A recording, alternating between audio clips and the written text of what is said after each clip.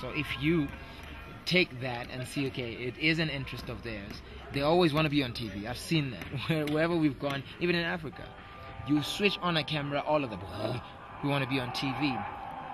There's a hook. Give them an idea, you will produce the show.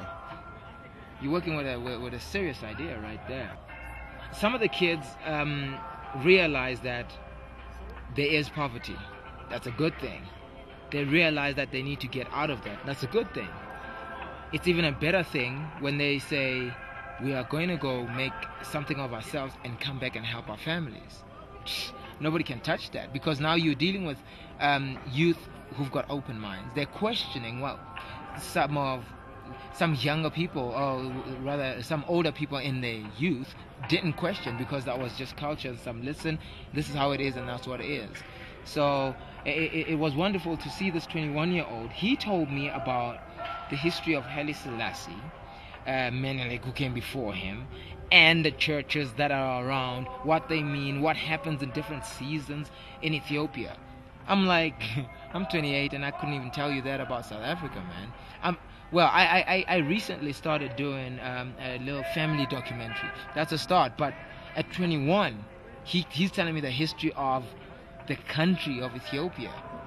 That is wonderful. If you can create that kind of interest with young people, and they can connect the two between the ideals of the Western, because not all Western ideals are bad. I don't believe so. You know, there's something good that you can take away from that, and then join it with the culture and the ideals of Africa, where we come from.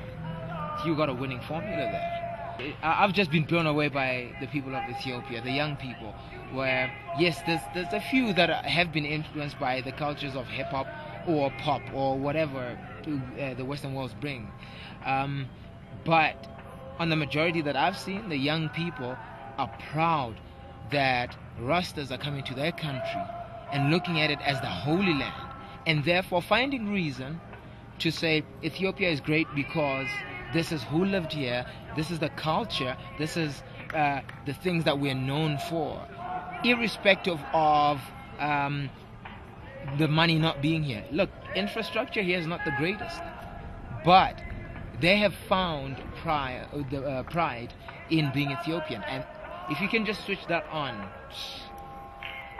you know, you've got something there for African youth. You've got something that you can work with in the world.